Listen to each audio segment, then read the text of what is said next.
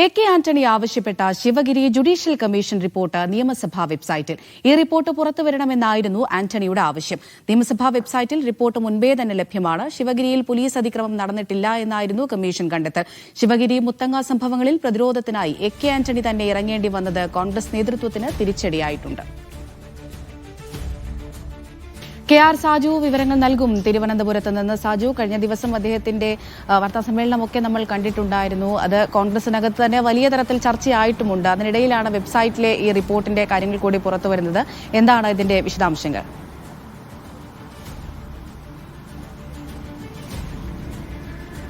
അമൃത, കഴിഞ്ഞ ദിവസം നിയമസഭയിൽ പോലീസ് അതിക്രമവുമായി ബന്ധപ്പെട്ട അടിയന്തര പ്രമേയ ചർച്ചയിലാണ് ശിവഗിരിയിലെ പോലീസ് നടപടി ഭരണപക്ഷം പ്രതിപക്ഷത്തിനെതിരെയുള്ള ആയുധമാക്കി മാറ്റിയിരുന്നത്. അതിനെ തുടർന്നാണ് ഇന്നലെ മുതിർന്ന കോൺഗ്രസ് നേതാവായ കെ ആന്റണി വളരെ വിശദമായ ഒരു വാർത്താ സമ്മേളനം നടത്തുകയും അന്നത്തെ ശിവഗിരിയിലെ പോലീസ് നടപടിയെക്കുറിച്ചുള്ള Bhaskaran Nambiar judicial commission report പുറത്തുവിടണമെന്ന ആവശ്യം മുന്നോട്ട് വെച്ചത്. എന്നാൽ ഈ റിപ്പോർട്ട് നേരത്തെ തന്നെ പൊതുസമൂഹത്തിൽ ലഭ്യമായതാണ്. നിയമസഭയുടെ വെബ്സൈറ്റിൽ 407 പേജുള്ള ഈ റിപ്പോർട്ട്. ആ റിപ്പോർട്ടിന്റെ 407 പേജുള്ള റിപ്പോർട്ടാണ് നമ്മുടെ കയ്യിലുള്ളത്. ഇതിൽ വിശദീകരിക്കുന്നത് ഭരണപക്ഷം സഭയിൽ ആരോപിച്ചതുപോലെയല്ല. ശിവഗിരിയിലെ പോലീസ് നടപടി ന്യായീകരിക്കുന്ന റിപ്പോർട്ടാണ് ജസ്റ്റിസ് ഭാസ്കരൻ നമ്പ്യാർ നൽകിയിരിക്കുന്നത് എന്നുള്ളതാണ്.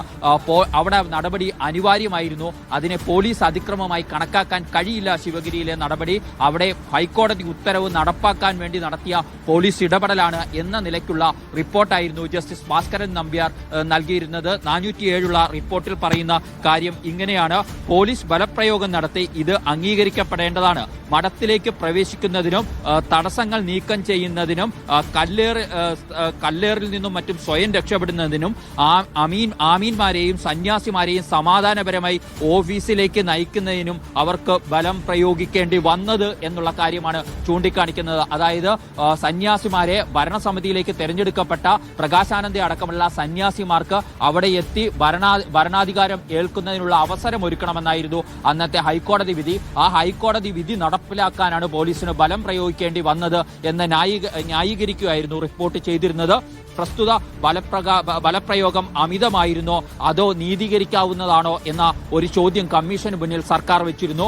അതിന് കമ്മീഷന്റെ കണ്ടെത്തൽ ഇങ്ങനെയാണ്: വളരെ അതിശയോക്തിപരമായ തെളിവുകളുടെയും ബാഹുല്യത്തിൽ പൊതുവെ പോലീസ് അതിക്രമം നടത്തിയിട്ടില്ലെന്നാണ് കമ്മീഷന്റെ നിഗമനം. ജനക്കൂട്ടം രോഷാകുലരായപ്പോൾ ഒന്നോ രണ്ടോ പോലീസുകാർ ധൃതി പിടിച്ച് പ്രവർത്തിക്കുകയും അല്പം അധികാരപരിധി കടക്കുകയോ ചെയ്താൽ വിന്യസിക്കപ്പെട്ട മുഴുവൻ പോലീസിനെയും അതിരുവിധം ഇതിനെ പോലീസ് അതിക്രമം എന്നു പറയാൻ കഴിയില്ല.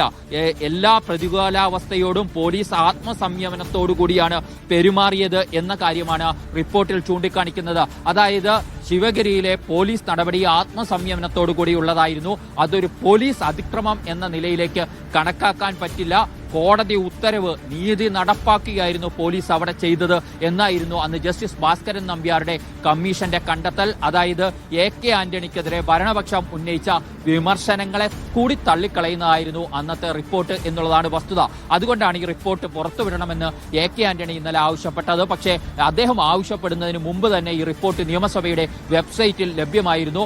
407 പേജുള്ള റിപ്പോർട്ടാണ്. ആ റിപ്പോർട്ടിൽ പോലീസ് നടപടിയെ ന്യായീകരിക്കുക മാത്രമല്ല അന്നത്തെ SP അടക്കമുള്ളവരുടെ പ്രവർത്തനങ്ങളെ ശ്ലാഘിക്കുക കൂടി ചെയ്യുന്നുണ്ട് എന്നുള്ളതാണ് ഏറ്റവും പ്രധാനപ്പെട്ട കാര്യം. പോലീസ് അതിക്രമം എന്ന ഇപ്പോഴത്തെ ഭരണപക്ഷത്തിന്റെ ആരോപണത്തെ നിരാകരിച്ച് കളയുന്നതാണ് ഈ 407 പേജുള്ള റിപ്പോർട്ട് എന്നാണ് ഇതിന്റെ കണ്ടെത്തലുകളിലേക്ക്, നിഗമനങ്ങളിലേക്ക് നമ്മൾ കണ്ണോടിക്കുമ്പോൾ മനസ്സിലാക്കാൻ കഴിയുന്നത്. അമൃത, ശരി. കെ.ആർ. സാജു ആണ് വിവരങ്ങൾ നൽകിയത്.